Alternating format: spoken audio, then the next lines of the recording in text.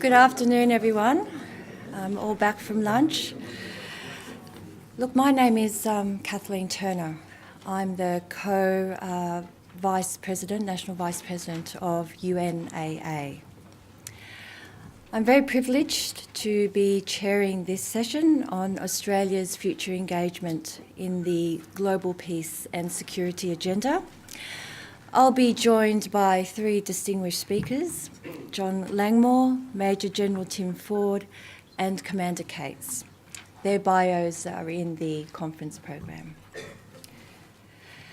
Having attended the conference yesterday and listening to speakers today as well, it's been clear upon hearing the discussions that Australia is indeed rich in regional instructional experience, and certainly therefore I feel has the credibility to be a bigger contributor internationally and build its credibility further in international peacekeeping.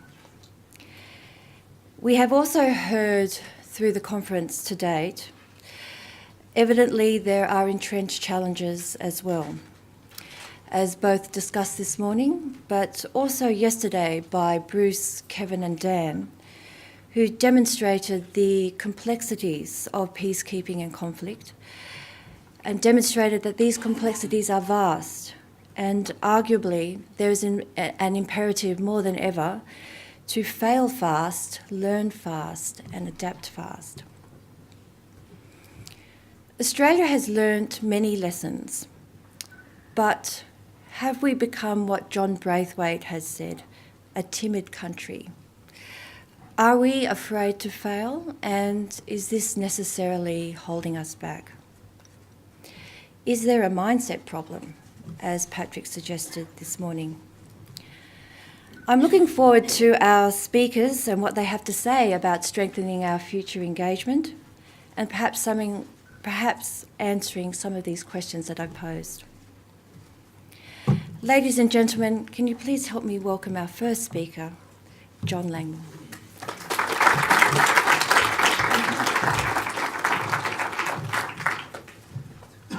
Thank you very much. It's a real privilege, of course, to speak here. And I'd like to begin by congratulating Tim on Michael Smith on the outstanding organisation of this conference. It's hard not to see this conference and the launching of the Peacekeepers Memorial as breakthroughs in themselves, and I hope that this will lead on to greater attention to these areas in Australia, and I think that they will. Now, I want to begin with just a few very introductory points. There's no need to talk about recent trends because they've been very well discussed by Steve this morning, but I do want to say a little bit about structural and operational prevention, and then to outline the conclusions from a survey of peace processes by other countries that a couple of colleagues and I have done and given to the Department of Foreign Affairs and Trade, and where that might lead. The recent trends are, of course, of a worsening of the international situation regarding violence, the growth in the number of wars and the growth in the number of people killed in wars during the last 4 or 5 years. When you think about conflict prevention, which, as the Secretary-General argues, is the highest priority for the UN, you can divide it into two parts. Structural prevention, working on all the things that will contribute to reducing the causes of violence, like the quality of government, socio and economic policies, income growth, equitable income growth, provision of services, cultural policies, environmental policies, which are crucial because so often water and land are major factors behind conflict, and I would argue also reducing military expenditure everywhere. And then the other category is operational prevention. And we've talked a lot about some of these categories implicitly in what's been discussed in the last day and a half, but it doesn't do any harm to see a list. That list is very similar to the one that's in the Charter, It's just enlarged with a few other points. But all of those mechanisms for attempting to bring peace are important, or reduce the extent of conflict. Often the goal of conflict resolution is extremely and improbably ambitious, but if steps can be taken to reduce the intensity or the extent of conflict through mechanisms like those, then that's very important. Another factor which we have to have very much in mind when we're thinking about the future of peace processes in Australia are the three reports that were mentioned very effectively by Ian this morning. The reports on peace operations, on peace building, architecture, and on women, peace and security. And those have set the framework for thinking within the UN, but in all member states as well at present. So I don't need to go through describing them, I don't think. But I do want to draw attention to some of the central themes that come from them. Most of these are ones that have been mentioned quite actively during the discussion already: the importance of women, peace and security for effective peacemaking. And there's so much evidence of that. I think it's a centrally important and powerful point. The primacy of prevention, and the Secretary-General is absolutely clear about that. The centrality of politics, every commentator has made that point. The need for a field focus and context, that means being as aware as possible about the detail of what's happening on the ground and attempting to address that, because every situation of conflict, of course, is different and has to be therefore differently addressed.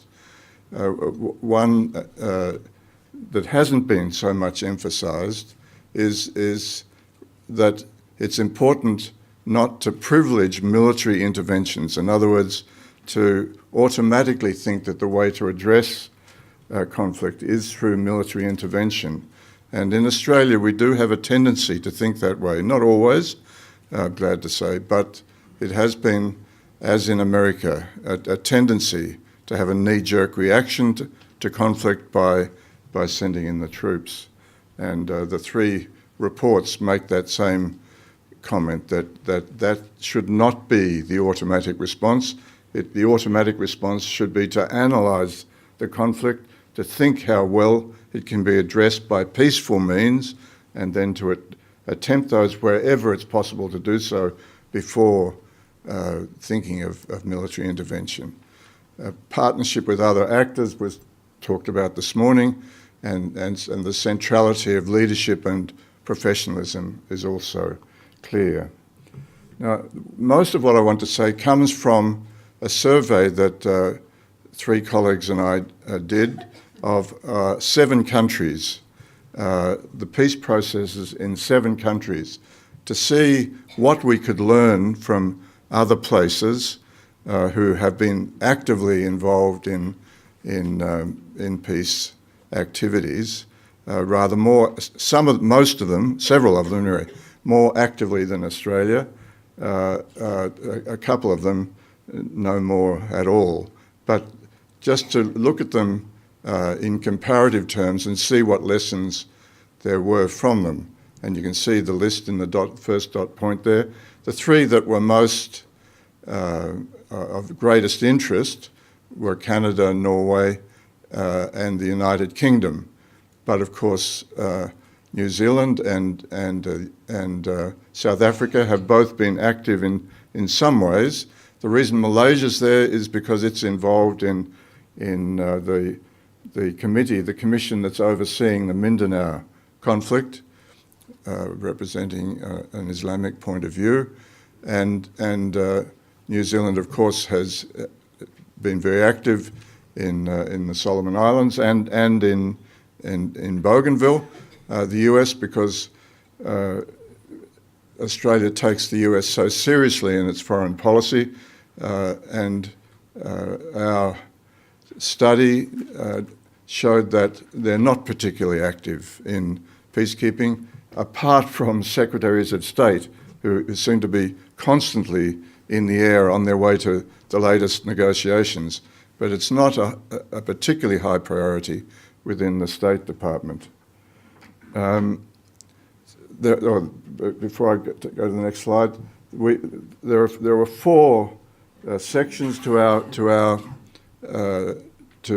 recommendations. The first one is about strategic leadership, then monitoring, evaluation and learning. Thirdly, expanding engagement of local actors and with non-government organisations, and finally, international policies.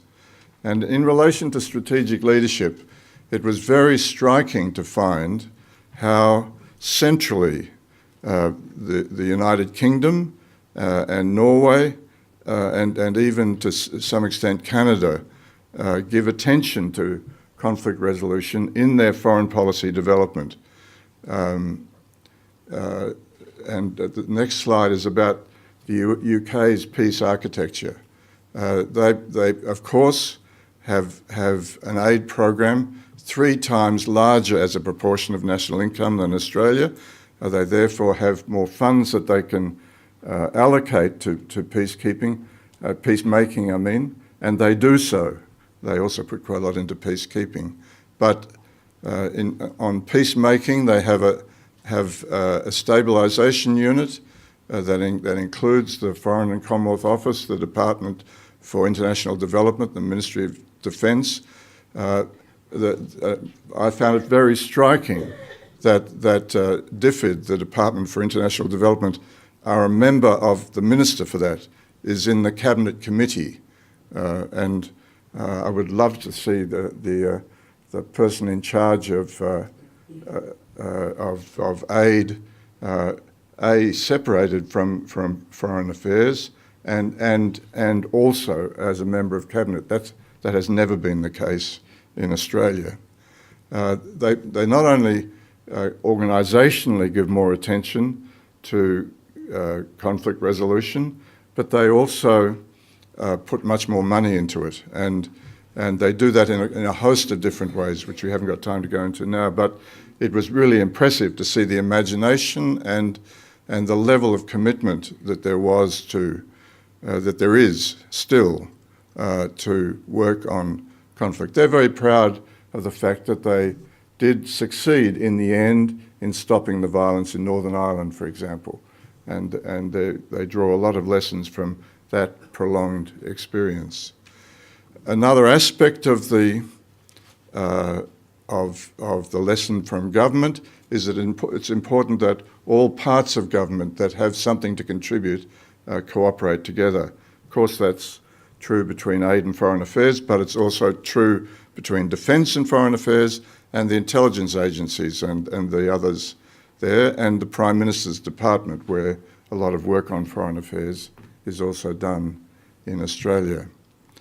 The second bunch of recommendations related to monitoring, evaluation and learning, and the review we found showed that no country is as evaluative of their work on peace as could be valuable.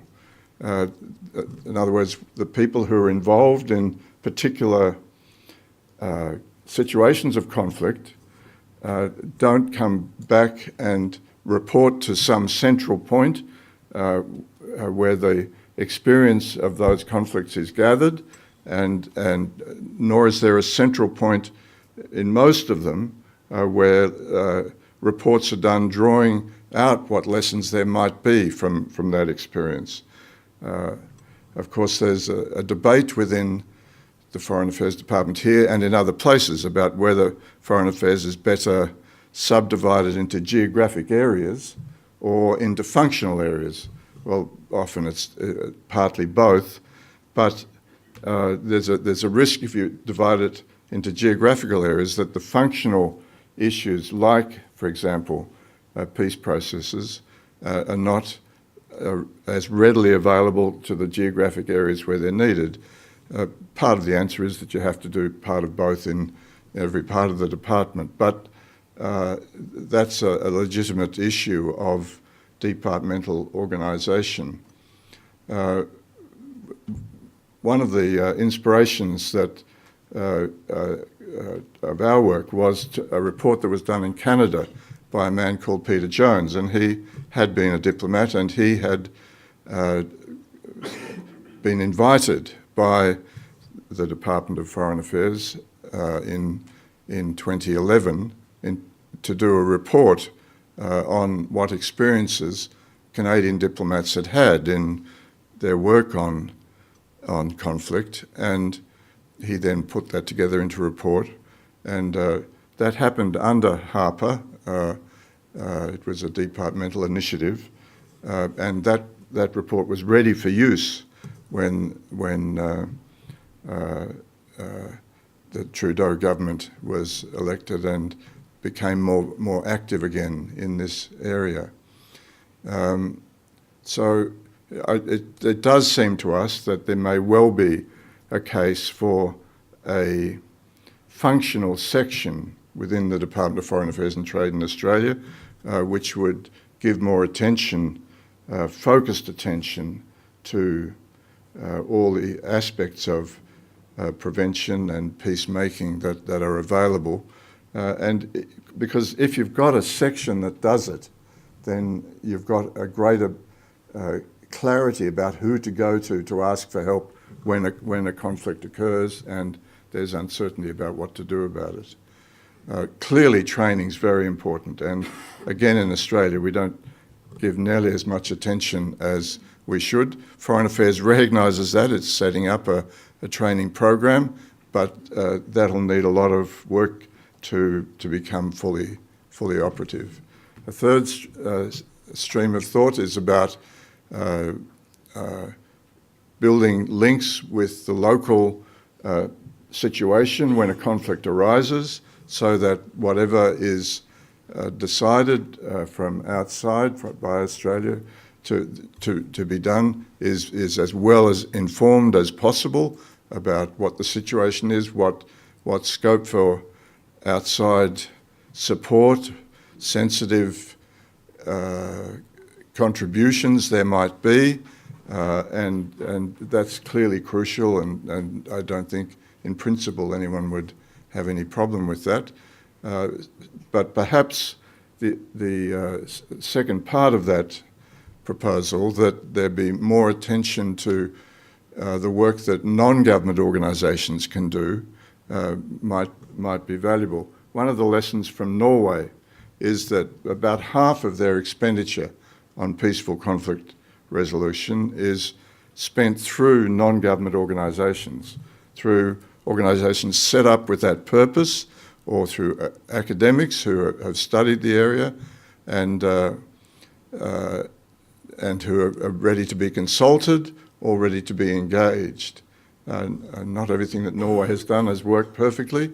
It didn't in Sri Lanka, but they've had some remarkable successes also, and they're probably the most successful country and the country that's given the most attention to peace processes anywhere. So it's interesting to look at their experience.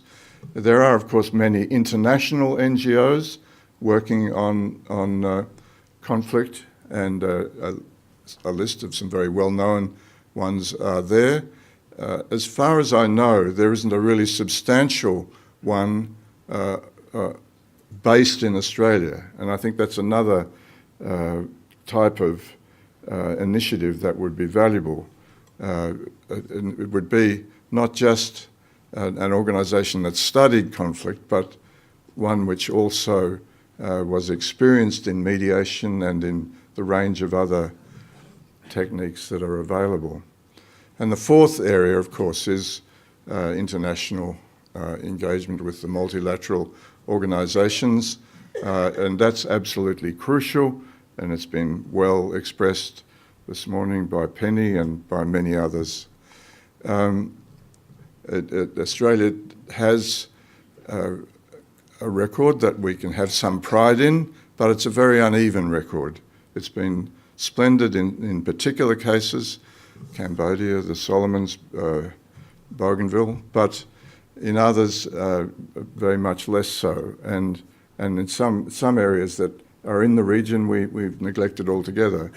And so there are lessons from what we have done and also from what we haven't done. I don't think we need that slide. I don't think we need the Canadian one. But to conclude, I just draw some threads out of that about what are the lessons for Australia from those various remarks about the experience of other countries. And one is that I think we need to be clearer about what our national interests are. This comes out particularly clearly in relation to the aid budget. It is astounding that our aid budget is now less than a third as a proportion of national income of the aid budget of the United Kingdom.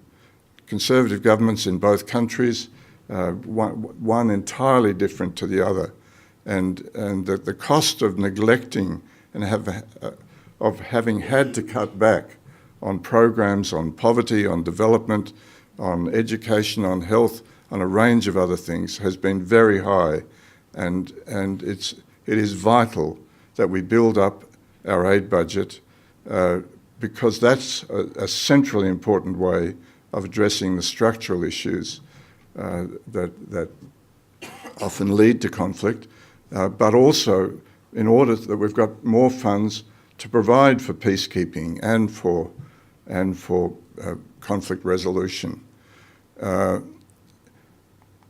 So some issues for Australia. I think we need to think clearly of ourselves about what our national interests are.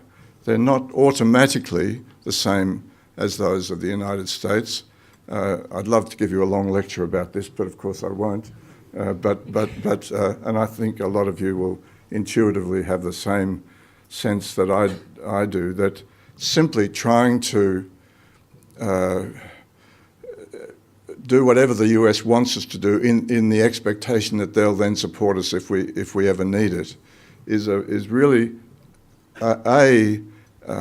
not sufficiently clear about what our national interests are, but also isn't a particularly effective way of persuading the US that we're an ally worth supporting.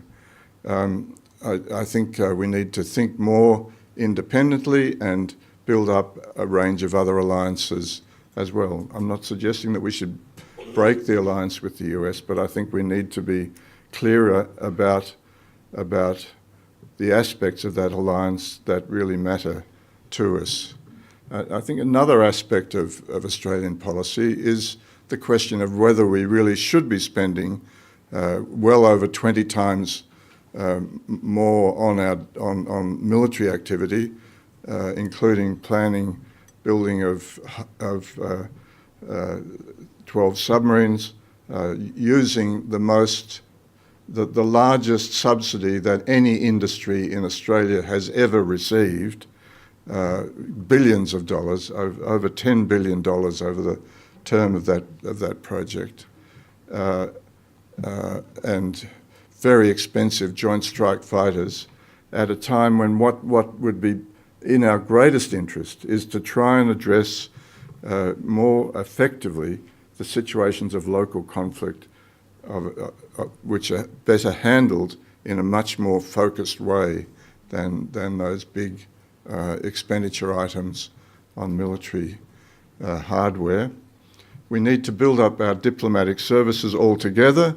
Neither government, I'm not making a partisan point, have been adequate in their funding of diplomacy in Australia since 1995. There's been next to no real growth in expenditure on diplomacy. We can't play our adequate role in the world if we don't spend enough on our diplomats. And they can't do their job if there aren't enough of them and they're not well enough trained. They don't have time to think about all the things that would be helpful at present, it seems to me. So, to conclude, I think we should aim in the future to strengthen our commitment to the international rule of law, and in every area, including in relation to refugees, that we should engage with commitment with the United Nations, that we should seek to negotiate and strengthen international treaties, including ones to do with nuclear disarmament, that we should be generous and cost-effective with our aid, that we should build trust between countries through open, accountable action rather than secret scrutiny, and that wherever possible we should use carefully chosen conflict resolution techniques suitable for each situation to settle disputes peacefully. Thank you.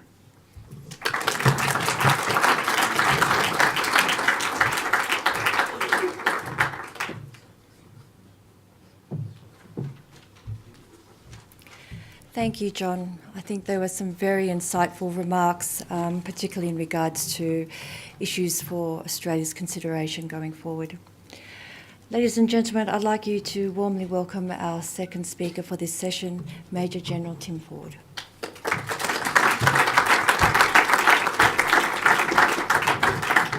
Thanks, Kathleen, and good afternoon, ladies and gentlemen. Before I start, I'd just like to thank Mike for the opportunity to speak here and to thank him very much for running this whole conference at the 70 years of Australian peacekeeping. We spoke, I think, about a year ago, or more or less when you took over as National President, and I said that we were probably going to finish completing the Australian Peacekeeping Memorial at about this time. We were aiming for this date, and that obviously we were going to try and make that a whole peacekeeping week. And certainly the UNAA has responded with their team fantastically to this and run this conference, and that's fantastic. And just mentioning the Australian Peacekeeping Memorial Project, I think the biggest thing it does for us when veterans started to want to have that is that it actually not only talks about our history in the past, it talks about the present and the future. And it's there as a symbol on Anzac Parade, which originally was designed on the National Capital Plan to be a place for warlike campaign memorials. And our biggest win was to get this on there and to have it very clear that international peace and security is more about peacekeeping nationally than having to fight a war. So I think it's a fantastic achievement to get it there, and I think it is part of getting that message out to the Australian community about international peace and security and Australia's role, past, present and future, military, police and civilian, and what they can do for international peace and security. There was a conference 10 years ago in this theatre at the 60 years of peacekeeping, and at that conference, which I actually gave two addresses at, one on Character Command of Multinational Force, a peacekeeping force, and the other about past experiences and future prospects. I made these couple of comments that Australia could do more to be prepared, and the second point that as a rich nation we obviously should do more. And perhaps, today I could just leave it at that, because really has there been a lot of change? But there is a change. There's a change in the environment, of course, and as we've heard very much over the last few days, the changes to the international peace and security situation has indicated there's even a greater need for Australia to respond. It is clear the environment from which international peace operations are often now deployed is one where there is little peace to keep. And there is a need clearly for rapidly deployable, agile and highly capable UN forces to respond. There's a clear sense that there's a widening gap between what is being asked of the UN and other peace operations today and what the world is able to or prepared to or willing to provide. And we need to think about that. One person who's spoken about this, and there are many people, is, I've gone the wrong way again, I'll get the right, is Dr. Alexander Novoselic, who many of you would know, very involved in talking and academic work and practical work about peacekeeping. And she's made the point that DPCO has identified that there are a number of capabilities and training gaps, more specifically quick reaction forces, companies, medium utility helicopters, attack helicopters, intelligence surveillance, reconnaissance drones, and there will be gaps remaining required to francophone capabilities in particular, but female participation and highly qualified staff officers and military observers. And I think there's many areas there where Australia obviously can help. So what has Australia actually said about where it's going? And I'm looking particularly at the peace, at the military side of what Australia has said about where it's going. These are some of the comments that have been made in the white paper about where we can help. The multinational, the fact that it says in there that we will do our best to commit to multilateral action to retain a rules-based global order. And they keep talking about that at the national level, but it's a matter of what are we actually doing about it. Appropriate contributions. What are appropriate contributions? We're going to support United Nations training and education activities. What are we actually doing about that? We can talk about that in a minute. The Minister for Foreign Affairs has made statements at the Leaders' Summit a couple of years ago. They want to ensure that the UN has the capabilities it needs to do its job. We are prepared to do more, but yet I'm not sure that we are actually doing any more. So there was the discussion about the fact that we are going to use our C-130 helicopters and C-117 Globemasters to give strategic lift support, but yet we actually haven't done that anywhere. We've offered it now to Vietnam as part of their deployment, but we haven't actually done it. So there's a lot of talk here, a lot of action about, again, what the Minister said at the meeting 12 months ago, which about providing some money and providing some assistance at that meeting, and that we would focus on such things as support, protection of civilians, our enduring commitment again. It talks about our enduring commitment to improving UN peacekeeping capacity, provide strategic airlift, and that we would be raising things from level 1 to level 2, which is a pretty low level of the peacekeeping capability readiness system. Now, this peacekeeping capability readiness system, for those of you who don't know, is what replaced the United Nations standby arrangement system, and it basically and Patrick and I would know this, we tried to get that to work while we were there. It's a system where nations actually nominate units and capabilities that they are prepared to offer at different levels, and at the highest level, of course, those capabilities have been assessed and they've been looked at by the UN, and they're actually ready at a short notice to deploy. And I think there's plenty of room for Australia to actually provide some of those key capabilities that perhaps other countries in the military can't provide. It ends up with being actually a formal pledge, and what we've been talking about, or the Minister's talking about, is going from level 1 to level 2, but the highest level is actually level 3, and we've got nothing there at level 3. We're not providing anything at this stage at the highest level. And finally, I was going to have a statement here of what had been promised this week, because I thought this was a perfect week for the ministers to come out in the speeches at the Peacekeeping Memorial opening the other day, for the Minister for Veterans Affairs to talk about it. The Governor, the General, of course, has talked about it mainly in the past, but we and the Minister yesterday had an opportunity to talk about some great initiative to do with peacekeeping. But to be honest, while she was very positive about Australia's record and what we do, there was nothing new there. Which is quite disappointing in many ways. I also would make the point that in preparing for this activity, I also went and spoke to both International Policy Division and also DFAT to find out what was being planned. And to be honest, I got a lot of much the same. Nothing really new that was being planned. Some talk about perhaps we can help in the medical area in peacekeeping. Perhaps we'll be doing some of the strategic lifting. But again, I got nothing that said that we are tending to suddenly make a change at all in what we're going to be doing there.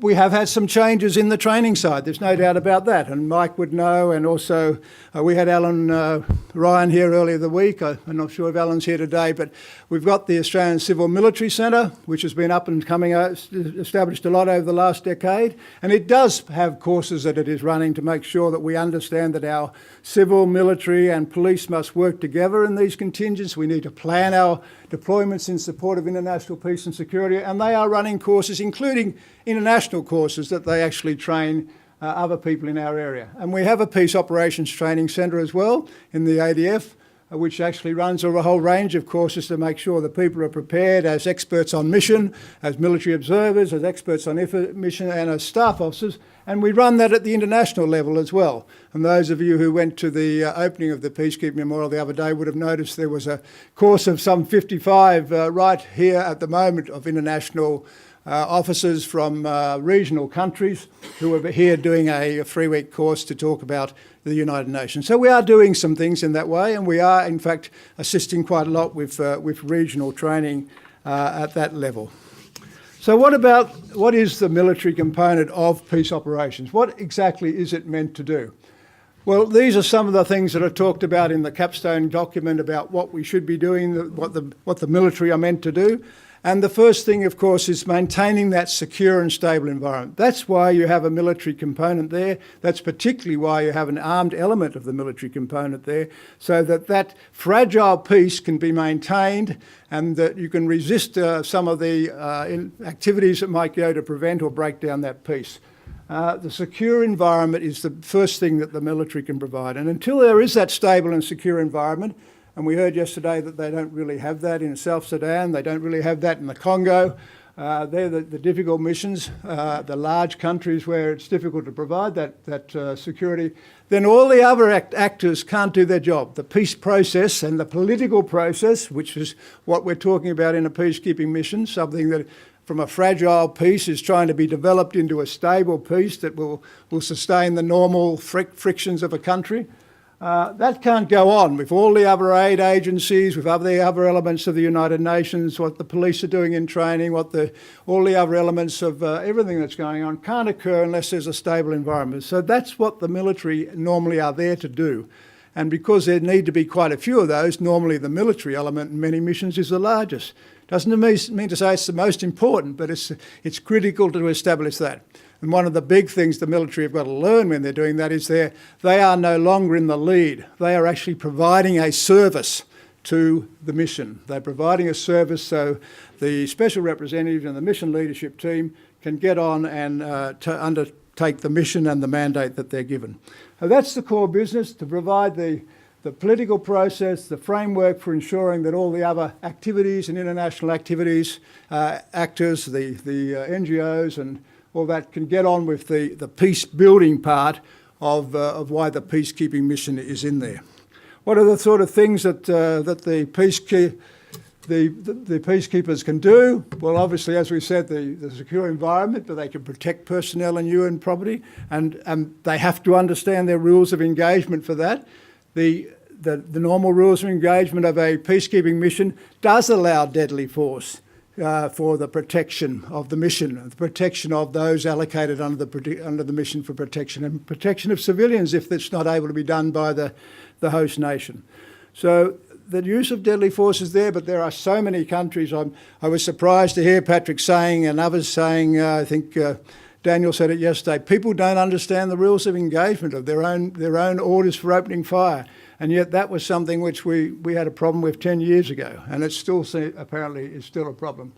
They can do all these other things which providing security across a conflict zone. Some peacekeeping missions actually have a zone, like a temporary security zone like we had in Ethiopia, Eritrea, which is a buffer zone to provide, separate forces, particularly if there are two elements or a divided country or two countries involved.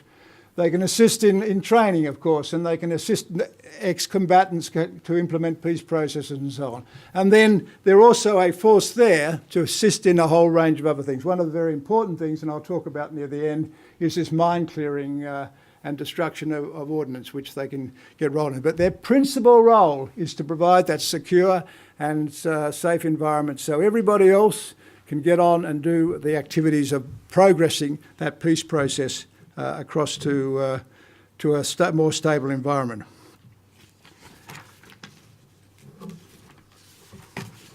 But Leo, so let's talk just a little bit about what Australia has been doing then over the last few years. Over the last decade, Australia has been heavily committed to a wide range of international security operations, mainly in the Middle East, from a defence force of approximately 80,000 of people in our Australian Defence Force, Army, Navy and Air Force, of which about a quarter are reservists. We have some 2,580 or so on operations at this time. The Defence Force states that that's a difficult task and there's a lot to do it. I think in Vietnam we had a third of our Defence Force deployed and rotating, and it's not a very high percentage, but they're doing a very good job, those people over there. Most of those people are, of course, not on peacekeeping missions. At this time, with the closure of Ramsey this year, and the Solomon Islands, and the closure of UNFICYP with the police, there are only 57 of these people, of these military, that are actually definitely deployed on peace operations in UNSO, in UNMISS, in the Southern Sudan, and in the MFO, in the Sinai.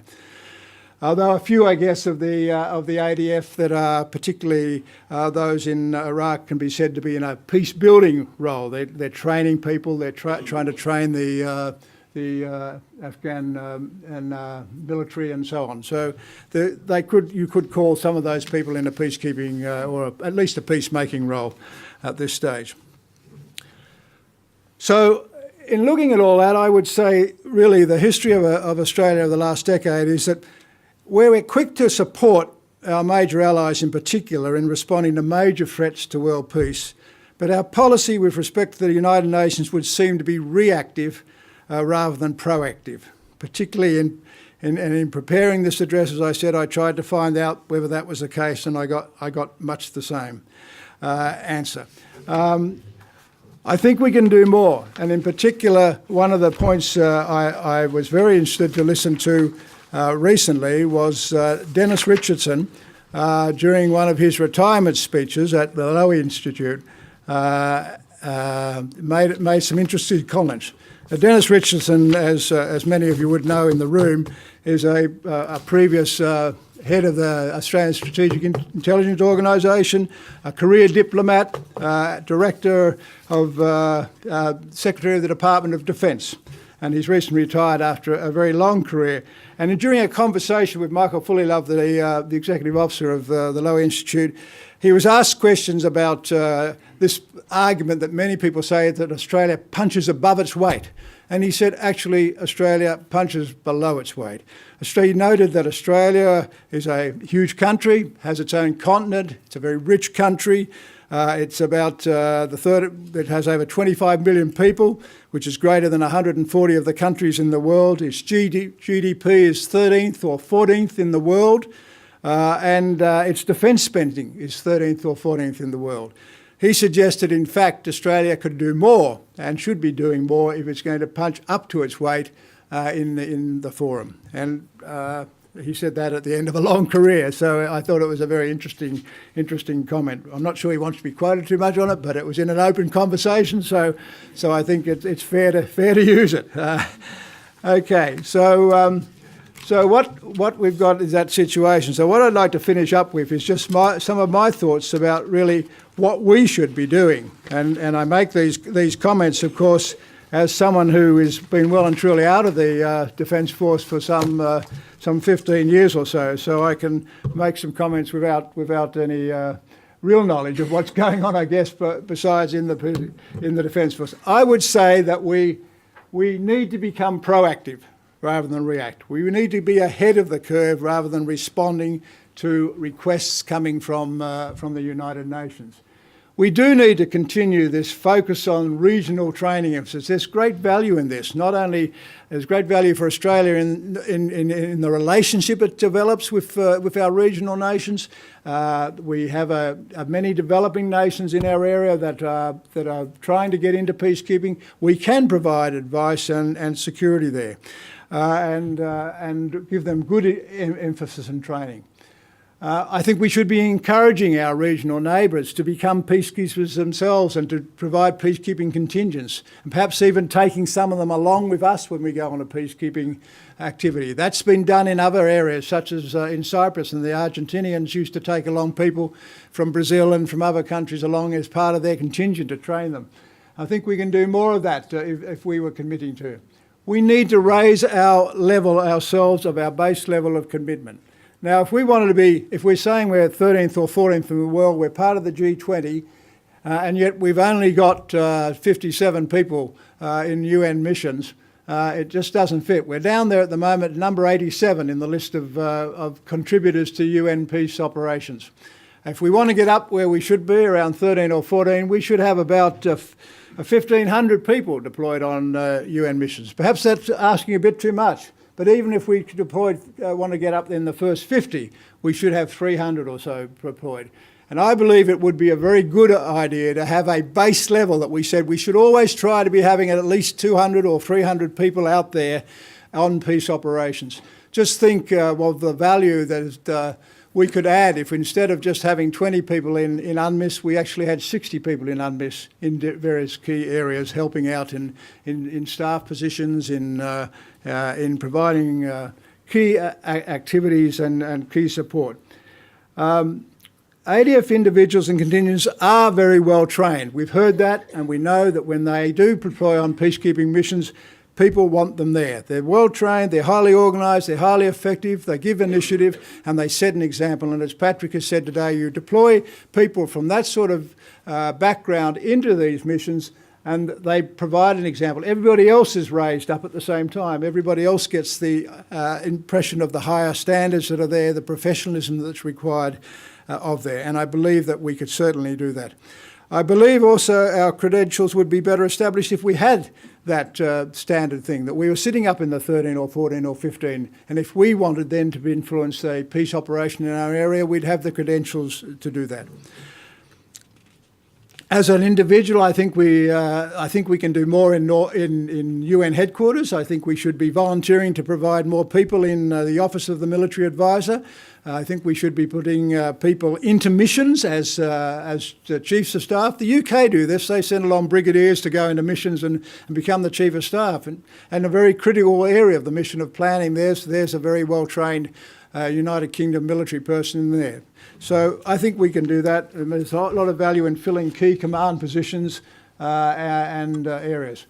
Australia does have a lot of aspects of doctrine which we can help develop. The protection of civilian activities that we've done in the past, we should grow on that. We have highly qualified women in the Australian Defence Force. They can go into a mission and set a good example. We have a good understanding of gender balance and gender equity in our Defence Force. Again, that idea can be promulgated into the UN as well. And I think there's so much we could do that. But to do that, we need to promote UN missions as a good ADF career option. And at the moment, it's not. It's not seen as that. People in the past have said, you've just come back from a holiday, or you've had a great 12 months away, now you can come back and do some work.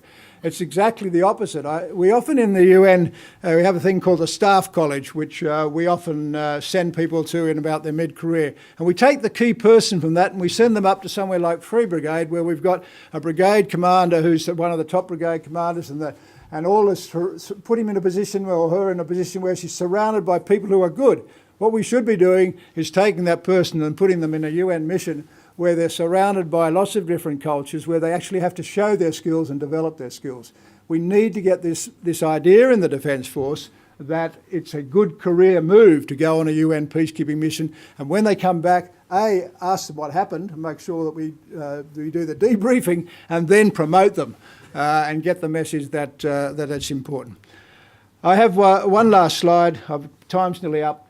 I wanted to put this one up here. It comes from Ian Mansfield's recent publication, which some of you may have read, called Stepping into a Minefield. Ian Mansfield, an Australian ex-Army colonel who has been transferred across into the civilian side of the United Nations Mine Action Service. And he made this comment in his book, and I think it's very effective, that in fact we have been involved in all these various activities with warrant officers and NCOs in a whole bunch of United Nations mine clearance activities throughout that period. And in all of them, not only did they do the job very well, but they brought back skills to Australia, which then became very important to us in other operations.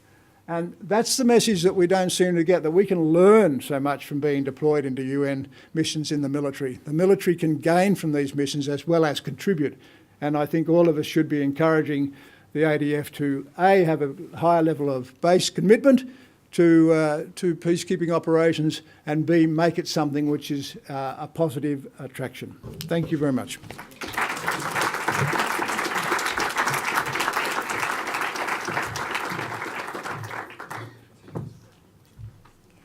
Thank you, Tim. Some very powerful observations and recommendations which I think resonated with a lot of us in the audience. I'd now am delighted, ladies and gentlemen, to invite our third speaker, Commander Cates. Thank you.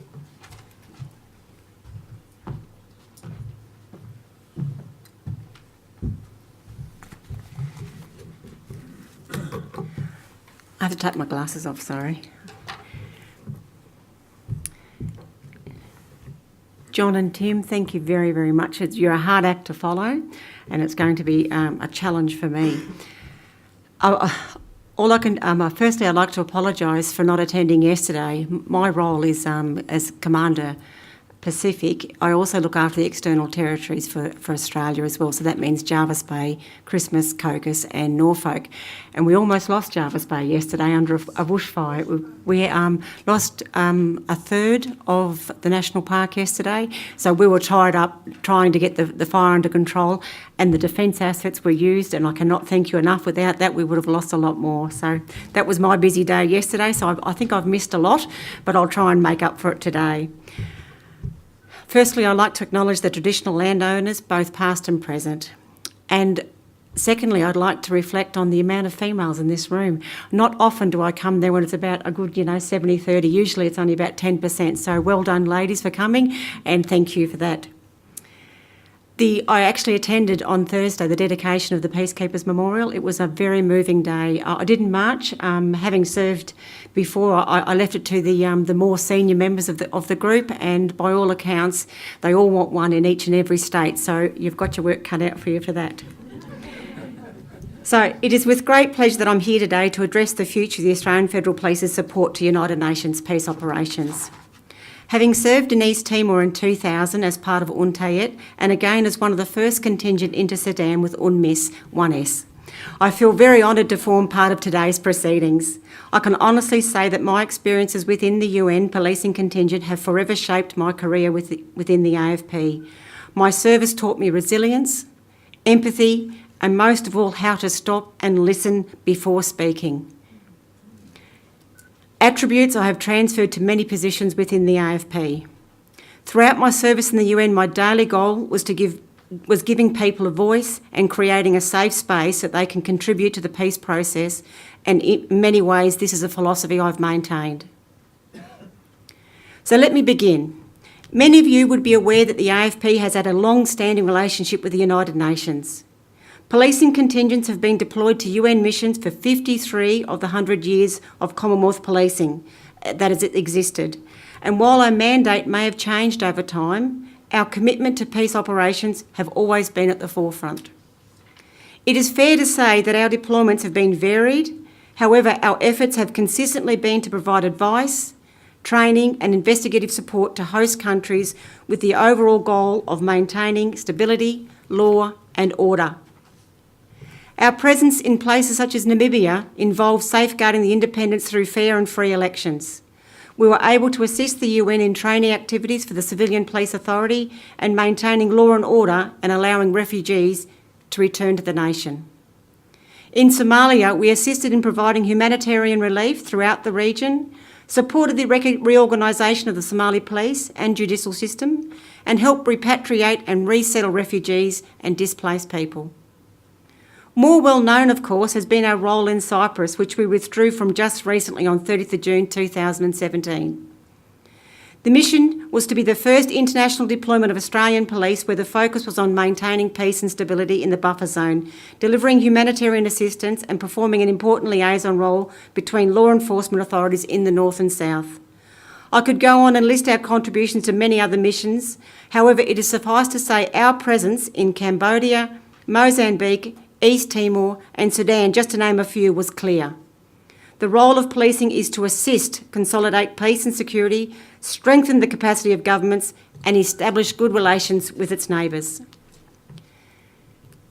As with many of these missions, the AFP's involvement posed its fair share of challenges, including the dire situations members were exposed to the personal challenges faced by our members being away from their families for long periods of time.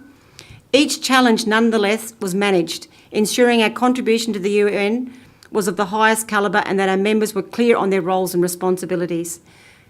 And although over recent years the AFP has transitioned from traditional peacekeeping and stability operations, we continue to foster our influence into police capacity development. Police capacity development, as you know, is provided to police in post-conflict and developing nations to assist in building their capacity to provide stable, sustainable and quality policing to their citizens. It is through this approach that the Australian Government has helped Pacific Island nations strengthen their law and justice sectors to maintain peace and order in our immediate region. The AFP's Pacific Transnational Crime Coordination Centre provides an intelligence centre for the transnational crime units that now populate the Pacific. Providing this type of dynamic help is fundamental to maintaining a safer Australia, but can only be achieved through the performance of our people, the AFP's most valuable asset. Our role in the Regional Assistance Mission to Solomon Islands, as we all know it as RAMSI, is a great example of effective police capacity development. There is no denying RAMSI was a considered response by the Australian Government back in the late 90s when the Solomon Islands Government was fraught by lawlessness, violence and widespread delinquency. The people had turned on each other and the Royal Solomon Islands Police Force failed to maintain order within the region and its provinces. Australia was proud to have led the 15-nation RAMSI mission, which works since 2003 in partnership with successive Solomon Island governments to restore law and order, rebuild and reset national institutions and stabilise country finances. From an AFP perspective, RAMSI signalled a transformation in the way we engage with our partners across the Pacific. It was a unique mission in that it was designed to prevent state failure, rather than respond to it afterwards. The AFP's presence and indeed Australia's efforts in the Solomon Islands has resulted in a high-quality police force in the RSIPF. A total of 17 RSIPF members have completed the AFP pre-deployment training in preparation for their deployment to UNAA, which is Darfur, during 2015 and 16. These officers are now assisting in training police forces of its neighbours, which is the very essence of what the AFP has been working towards through our capacity development programs. RAMSI also allowed the AFP to challenge itself, and we've worked to create doctrines that ensure the AFP is consistent in how we plan future deployments. Building on the lessons we learned through RAMSI in relation to capacity development, culture, mentoring, human rights and gender are key drivers for us into the future. I would like to highlight that while RAMSI officially concluded on 30th of June 2017 after 14 years, there is still more to be done. The AFP remains entrenched in the Solomon Islands through the Solomon Islands Police Development Program, with 44 members still deployed in country who are committed to supporting the RSIPF to build its capacity with the view of fostering a more responsive and community-orientated police service. Whilst we recognise that the Solomon Islands needs to preserve the gains made over the past 14 years through RAMSI and that there are a number of significant challenges yet to be overcome, they are committed to work through these challenges with Australia to maintain a peaceful and prosperous region. This is a significant achievement and one the AFP is very proud to have contributed to. The AFP's influence in Solomon Islands is well documented, but it would be remiss of me not to mention the influence RAMSI has had on our Pacific Island partners who work side by side with us. The benefits of RAMSI were not only for the RSIPF, but for our Pacific Island partners as well. The benefits have been cumulative and diffuse, and have provided a base on which to build future policy initiatives. The forging of personal links and direct experience of working together have enhanced the potential for region-wide programs, elevated policing standards and built capacity in our region. In Timor-Leste, Australia has provided police assistance since July 1999, both bilaterally, multilaterally, including support to a number of UN-sponsored missions, and we all know what they are. We have continued to provide development support to the National Police since 2004 through the Timor-Leste Police Development Program. To support such programs, in June 2005, the Majura Training Village was officially opened by the then Prime Minister John Howard. The site has evolved over time and includes a number of facilities, including the pre-deployment training program and outstations, which houses a crashed aircraft visible from the drive to the village and neighbouring ADF site for leadership reaction course. These sites allow the AFP to train members in realistic environments for immersion training, which is essential to the preparation of their deployments. Whilst the training focuses on a number of key aspects, it has also included the UN Core pre-deployment training modules and specialised training materials for the UN Police. UN accreditation occurs regularly, with the current recognition provided to the AFP in June 2017 for another 4 years. This permits the AFP to continue to provide training for Pacific Police Island in UN recognised pre-deployment preparations, as well as more broadly to our foreign law enforcement partners, a fundamental role the AFP plays and one that will continue and evolve. I'm pleased to advise that between 2001 and 2017, there has been a total of 680 Pacific Island contingent members from 15 Pacific nations in support of Ramsey trained as part of the AFP pre-deployment program. 22 Policia Nacional de Timor-Leste members have undertaken the pre-deployment training and preparation for UN missions, and a number of Vanuatu Police Force members have also participated in preparation for their UN deployments.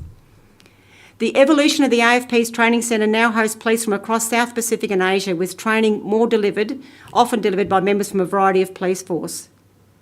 It would be careless of me not to acknowledge that our AFP training team has been very active in this space, participating in a number of UN courses as well as assisting in the facilitation of courses conducted by the UN, an example of which is the AFP pre-deployment trainer assisting with a 3-week UNOM course at the Rwandan Military Academy. So these are just a few examples which may have helped set the scene of how the AFP has contributed over the years. So where to now for the AFP? The AFP vision for international engagement is to continue to deliver strong leadership and collaborative partnerships.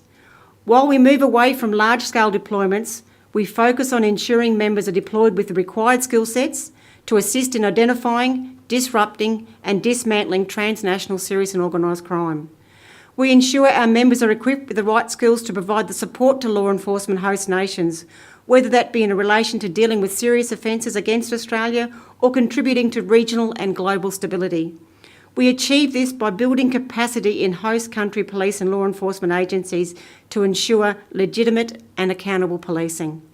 At present, the AFP has more than 400 members working in 52 countries with our international partners to combat crime and reinforce regional stability to create a more stable global footprint. We leverage off best practice knowledge and technical capability of our law enforcement partners, utilising our well-established networks to exchange vital intelligence. We are committed and continue to strengthen our relationships to maintain and enhance cooperation on matters of mutual, strategic and operational interest. There is no doubt that the AFP has a unique and extensive international remit and operates one of the largest and most diverse law enforcement international networks. While this enables the AFP to take the fight against crime offshore to the very place it originates or the place it transits, though it is a complex, volatile and technology-driven world which brings with it many challenges. There are a number of key factors, trends and shifts that impact what we do and how we engage internationally. The International Engagement 2020 and Beyond strategies has been published and breaks down these factors down into 4 key pillars: strategic engagement, operations, criminal intelligence sharing, and capability development. It is through these 4 key pillars that the AFP will continue to support peace operations and more broadly our international engagement. What we know now is that 70% of Australia's serious criminal targets live or have links overseas. $6 billion is the cost of fraud to Australia each year, $2 billion the cost of cybercrime annually. And there has been a 120% increase in terrorism incidences globally since 2010. But what is our AFP strategy moving forward? As the Australian government's primary law enforcement agency, the AFP plays an important role and one that we take very seriously. You may be aware that the Australian government has committed to producing a foreign policy strategy by late 2017, to be published as a white paper. This will be the Australia's first foreign policy white paper since 2003. What this paper has the potential to achieve is a formative strategy which will guide AFP international engagement over the next 10 years, allowing us the unique opportunity to promote the role of law enforcement in all types of diplomacy. It is very strong the view that police-led diplomacy is one of the key drivers that will influence how the AFP engage internationally. I'm sure you would agree there are very few countries that don't share common objectives to defeat terrorism, abuse and exploitation of their children and to reduce the flow of drugs, money or guns within their communities. The AFP draws on these commonalities to establish long-standing police-to-police relationships. These relationships are not only the cornerstone of our efforts to cripple transnational crime, they all support Australia's broader diplomatic efforts by helping stabilise and build resilience in Australia's bilateral and regional relationships. Whilst we've responded to a number of crisis and emergency situations in the past, the most unique was the incident resulting from Malaysia Airlines flight MH17, downed on 17 July 2014, killing all 289 passengers and crew, including 38 Australians. Our involvement reinforced the AFP as a leader in the disaster victim identification space, and one that was highly sought after, reinforcing the significant role police-led diplomacy has. Australia, Belgium, Malaysia and the Netherlands, Ukraine established a joint investigation team which regulates cooperation in the multinational Dutch-led criminal investigations. The enormity of that arrangement should not be discounted. Commissioner Colvin was quoted recently stating that our relationship with these countries who trusted justice for their victims to a very small group of countries provides clarity about the international power of policing. It is that international power of policing that we need to foster through police-led diplomacy to break down the criminality aiding these unstable environments. Another example is the work we are doing in the cybercrime space. The AFP internationally is working closely with a number of partners to develop strategies and interventions that will achieve long-term disruption and degradation of elite cybercriminals. Our international efforts are being supported by the deployment of a dedicated cyber liaison officers to London, Washington, as well as the Interpol Global Complex for Innovation in Singapore and Europol's Cybercrime Centre in The Hague. I believe it is evident from these few examples that the importance of police-led diplomacy is fundamental to policing in the future and creating a safe Australia, both in the virtual and global words. If I can leave you with a few final comments. The AFP continues to embed itself in the international arena. We are the primary Australian representatives for many regional policing initiatives such as the Pacific Island Chiefs of Police Forum, the Chiefs of ASEAN Police Forum, ASEANAPOL, Interpol, Europol, and all influential bodies with global remits that value and seek the AFP's leadership and involvement. We are a go-to agency to bring global leadership. The AFP fill the key operational Deputy Secretary-General role at the Interpol and have a former Deputy Commissioner as the UN Under-Secretary-General for Safety and Security in New York, reinforcing our influence in the global environment. And we have Ian Bate, Superintendent Ian Bate, is the Police Advisor in Australia's UN mission in New York. Our efforts have been recognised, but most notably have contributed to the broadest goal of peace and stability. Former UN Secretary-General Ban Ki-moon visited the Majura complex in his role and noted that it is the only national standing police capacity specifically trained and designated for international missions. It is a world-class model of best practice for preparing and organising police for peacekeeping duties. He went on to say that the training centre represents a platinum standard where Australian officers and police from the Pacific region are able to experience full immersion training in a mock mission setting, which is one-of-a-kind centre for police training. We take a whole-of-government approach to provide leadership. We continue to work closely with central law enforcement and national security agents to deliver these priorities. Policing for a Safer Australia is the AFP strategy for future capability and is available on our website. It was, in essence, the genesis for our international engagement 2020 and beyond. We are committed to building strong collaborative relationships to deliver shared outcomes and objectives with onshore and offshore partners. However, policing is just one component in enhancing Australia's support to global police and security. Thank you.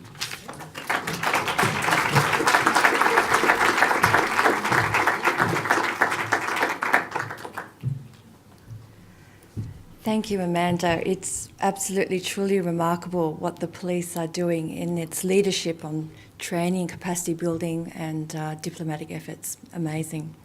I'd now like to invite all speakers to the stage and I'll shortly open the floor for Q&A.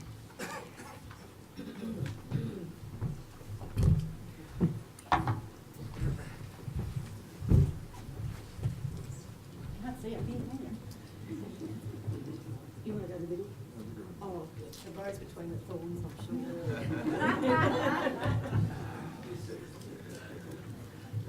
Ladies and gentlemen, I'd like...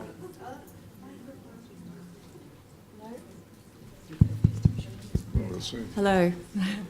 Ladies and gentlemen, I'd now like to open the floor to question and answers. If I just may ask that we take 2 questions at a time, and if you could please state your name and your organisation. Thank you. I need my glasses, I can't see. Sorry. G'day, thank you to all of you for this. My name is James Cox. I'm the Director of Pacifica, which focuses on peace building in the Pacific region. So it was particularly great, Amanda, to hear what you were saying at the end there. This is actually an observation, but I think the question is from the observation, how can it be expanded? When John was talking, he talked about the need for Australia to be to have a more sort of consistent and understanding of its national interest, and how that applies to sort of constructively resolving problems in our region. I was thinking, what does this look like? And then we got one part of the answer to that in Commander Cates' presentation. So I guess my question is, how can we take that incredible lesson and perspective and apply that more widely across government, across the Defence Force and other areas too? Thanks for a great presentation. We'll take a second question. Hi, thanks for the wonderful presentations. I'm Kevin Chang from... Can you speak it just a bit louder? Yep, I'm Kevin Chang from recently from UN Peacekeeping Mission in South Sudan. I'm one of those guilty presenters yesterday who probably didn't say enough about Australia's contribution, and I thought I'd make an observation based on your presentations. I think, obviously with the way we consider holistically the uniform and the civilian contribution to peacekeeping, and also the new sort of narrative now, this war memorial is going to paint to depict civilian experiences. I think one probably missing gap in our support is probably that civilian side, where we've heard today from both Tim and from Amanda about the uniform sides. I think we've had some good opportunities, for example, and this is where I think DFAT and UNAA may be able to collaborate on this. So one way is to put Australian civilian advisors into specific posts that relate to peacekeeping, and it doesn't have to be just peacekeeping, it can be peace operations, or to support Australians currently in the UN. And I'm just thinking that we had this thing called the Australian Civilian Corps, which was set up in 2011, which would provide that, both in a civil and military way. But I just got an email myself last week saying that it's been folded into a Red R roster. So I think one of the things that's also unhelpful is that we tend to look at crises as a sort of a man-made and a humanitarian natural disaster, and sometimes we sort of confuse the picture. When we really need people with conflict expertise, we sort of put that in the same roster as those who's providing immediate humanitarian response. And I hope that's not the case when the Australian Civilian Corps is now folded into the Red R roster, which is really more for humanitarian. But I think just one way we can perhaps improve that civilian capacity is to look at how we can engage in various UN departments, especially the new Department of Political and Peacekeeping, Political and Peace-Building Affairs, that's the new DPPA, and the new Department of Peace Operations, to look at providing capacity-specific people who are sort of experienced in conflict prevention, mediation, like John mentioned, but also rule of law. That kind of support, I think, is really needed in the UN at the civilian advisory level, if we can improve that. I think what you're saying, what both questions are really asking about, is how we link the vision to the reality. And there's been a lot of vision expressed at this conference, and it's been wonderful. But we've got to walk the talk now, and we can't do that unless we put money into it, and unless we encourage people, and we build organisations, not just improve DFAT. I think we've got to put more money into DFAT, but we've got to encourage the UN Association. The government should be encouraging financially, more substantially, the UN Association. But we need more work on mediation. You mentioned, Kevin, the Civilian Corps, and it's very disappointing that really hasn't gone anywhere. And it was a good idea, and some people have been trained, but they haven't really been used effectively. We suggested in our report to DFAT the possibility of at least building up the extent to which that corps was trained in mediation. Why not have it involved in in peaceful conflict resolution as well as in the kinds of actions that it was originally planned for. So I think there's been a lot of vision expressed here, but let's actually do it. You were going to talk about the police? I was.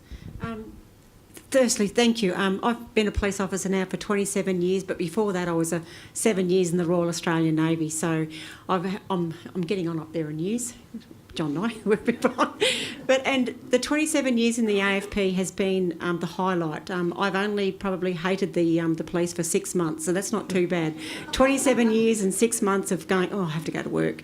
But the UN missions have been the highlight, and also the capacity development mission that I did in Tonga. I spent 2 years as the contingent commander, rebuilding and the Tonga Police Service in conjunction with the New Zealand Police Service. The policing the AFP trains us to do, to go offshore and to competently and capably mentor, guide and further develop the our host nations. And we do work collaboratively with those. It is never us coming through and saying, this is the way we do it in Australia, this is the way you should do it in your country. It is a listening, find the deficiencies, and we always have an exit strategy. I know I'm probably going a bit off topic, but when we plan a mission, we go in, we also plan for an exit strategy. We never ever now go in to say we're going to be there for the long term. We have goals that we set ourselves in every 18 months, every 2 years, every 4 years to say what are we going to be able to achieve and when can we leave this.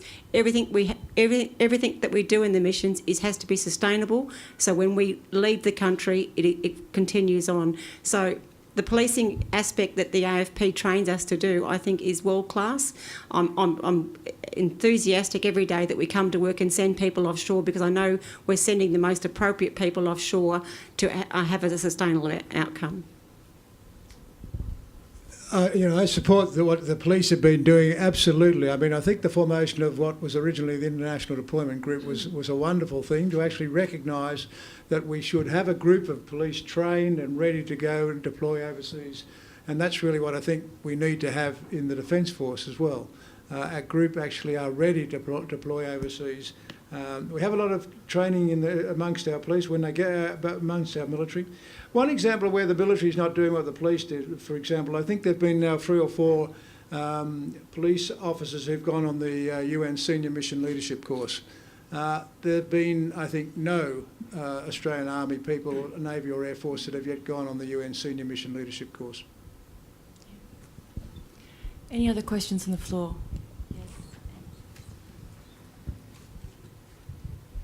Thank you very much. I'm Hannah Pakula. I'm a student at the ANU. So technology and digital disruption has had an impact on virtually all sectors, not least defence and the incidence of transnational crime. My question is to you, Commander Cates. Giving, for example, how technology facilitates brand new horizons in terms of human trafficking, in terms of child sexual exploitation or sex trafficking, internet, for example, providing a platform for that. Is the ADF inundated with the rapid pace of this technological change and how that creates new platforms, new problems? So essentially, how is the ADF coping with how technology impacts these problems, especially in the digital age where the issues are no longer bound geographically by borders? So do you believe there is more space for cooperation, collaboration, cross-border between police forces for issues that are not refined to one particular country? Thank you. We'll go to our second question, Amanda. Yep. Thank you. Zenny Edwards, UNAA Peace Program Director. Tim, you mentioned this in one sentence in your presentation about the debrief. I just want to know the program which you employ for people who have finished their assignment, who to help them reintegrate into the normality of life and all of that, and the mental capacity and health. Nobody has tackled that subject before in the 2 days.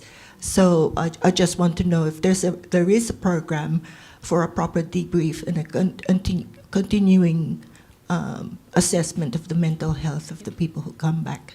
Do you want to go first? Well, yeah, I'd just like to say that I absolutely agree that the ADF did not do this well, although I was very glad to hear that Daniel's now been asked to prepare a long debrief or an end of exercise report. When I came back from being at UNSO, head of mission, and also as the military advisor, I did prepare a report, but in both cases it was on my own initiative, and I'm not sure that anybody ever read it. I'll answer both, okay. I'll start with the debriefs first. The AFP also has not done it well. We had Superintendent Greg Hines went across to Liberia as the police commissioner. He was head of there at the Ebola crisis. He was over there, he was released from the AFP to do a 2-year deployment. Greg went over there, performed admirably with the UN as the UN Police Commissioner. As you said, they came back and said, now that you've had the holiday, come back into work, you know. And it's just amazing that 2 years in Ebola, by himself, working with it, the challenges that he did. And when I started my role in February, I went back through all the people that had been to the missions, and I saw that Greg hadn't been debriefed. So we sat down over 2 or 3 interviews to say what was the issues that he had, how can we do things better, and we have now adopted a lessons learned for a UN Police Commissioner. Our members, we've got, at the moment, we have 172 people in the Pacific in capability or capacity development missions. At the stage they are psych-assessed, and everything before they go deployed. Before they're deployed, they go through a very, very heavy medical clearance. They come back and they hit a baseline, and it is voluntary for psychiatric assessments. We've now made that compulsory from this 2017 onwards, because things that might have happened at that time is we all get the critical mass build-up, and 6 or 7 missions later we're finding out that they could have actually just saw a thing that would have bounced off their shoulders, 6 or 7 missions ago, but this time it was the straw that broke the camel's back. We've got very, very rigorous processes now, but we've got a lot of members off currently on health and welfare issues because of the lack that we have, and we take ownership for that, and we are now getting rid of getting that process in place. One tick. In relation to your digital. Can I just correct myself? I think I said ADF. I know, it's all right. I'm sitting there going, I think I must have been wearing the wrong uniform today. No, you're right. Because I work in the international network, we have, and the Pacific in particular, the rise of the high-speed internet has been a severe rise, insurmountable, from very few child sex offence cases, from child porn, downloading child porn, and as you said, it's borderless. The companies set up these hideous sites where we got no extradition issues and everything like that. So we have to work smarter, work harder. And as I said in my presentation, police-led diplomacy is cutting inroads into this. We are having fantastic challenges. The Virtual Global Task Force has been set up. The AFP has been the chair of that for the last 2 years. We've handed that over now. But working with these like-minded countries, we are actually dismantling these networks. But we could have the solution to these problems one day. These people are a lot smarter than us. They have technology that they just circumvent our system, circumvent everything like this. So we're looking at our Commissioner Colvin went to Mr Turnbull, Prime Minister Turnbull, and said we are struggling to deal with the capability and capacity of technology-based crime. So we've finally got a substantial funding of $321 million, which we'll get on in November, and this will combat that. So we are now building capability and technical specialists to actually combat that. But it's a work in progress. Other questions? Yes, yeah. These two.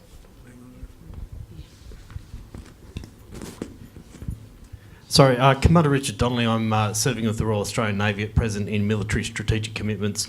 If I can just update the record on what the Australian Defence Force is doing about the screening and the return to Australia aspects. all of our people now who deploy on operations are screened psychologically before they go. They're also checked during their deployments, depending on the length of deployment. And on return to Australia, they're also once again screened, and any follow-on work that's required for them is provided.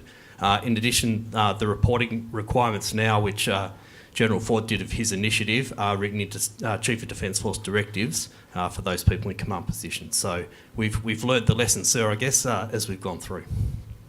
Thank you. Yeah. To this lady.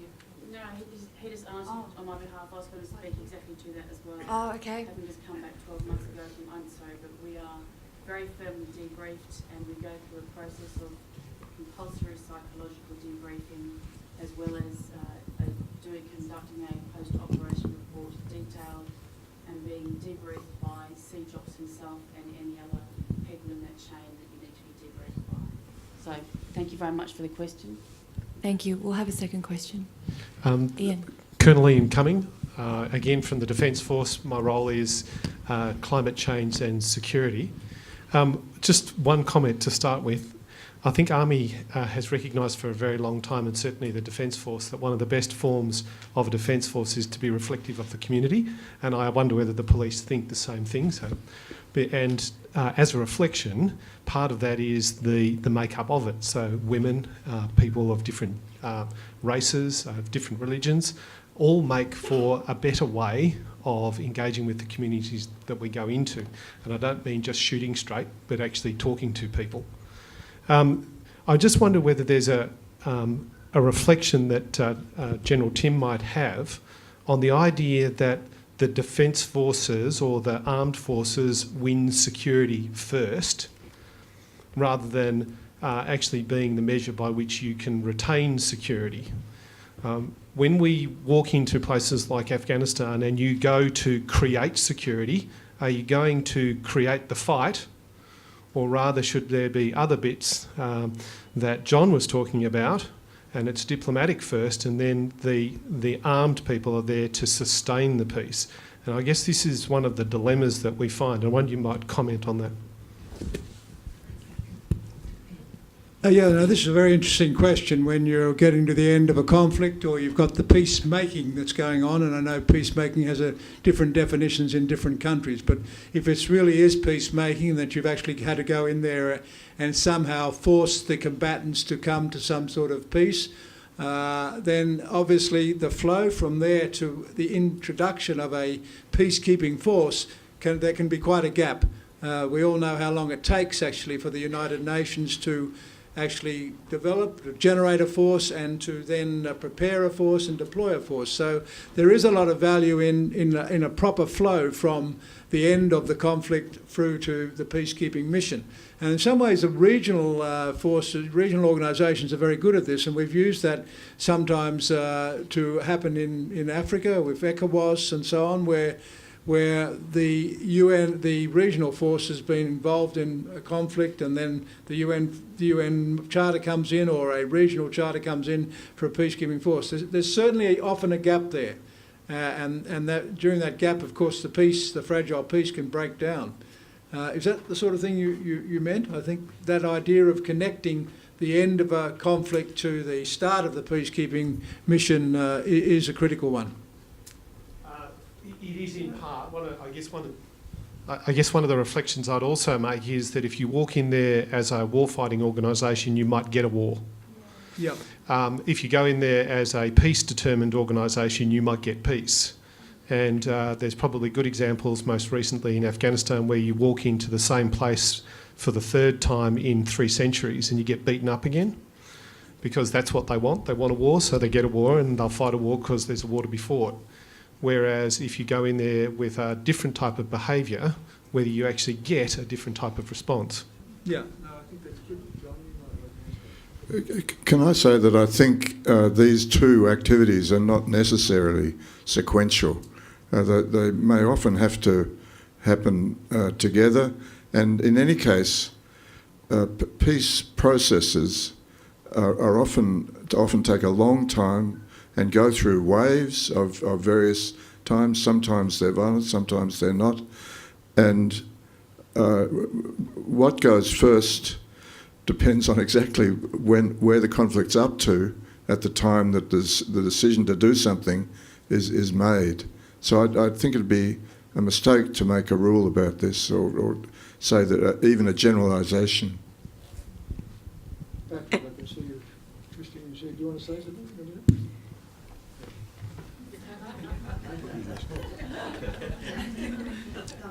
I'm not talking about Afghanistan. We are talking about peacekeeping.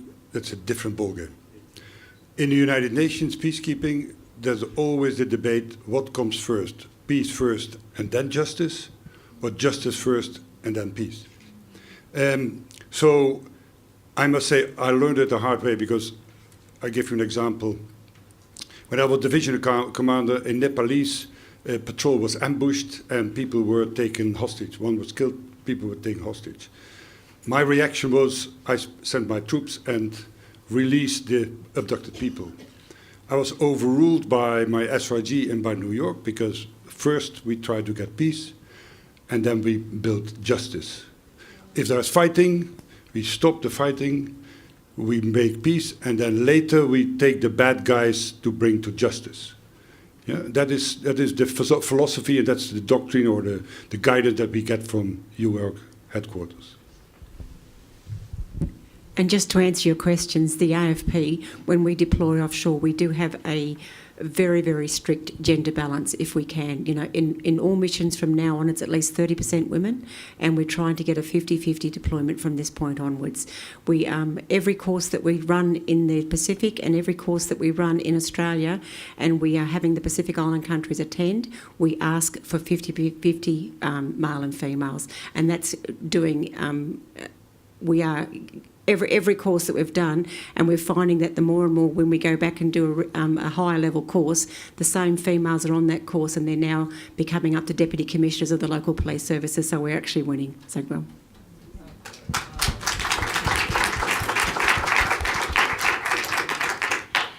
Unfortunately, we've run out of time. So ladies and gentlemen, would you please join me in thanking our three guest speakers.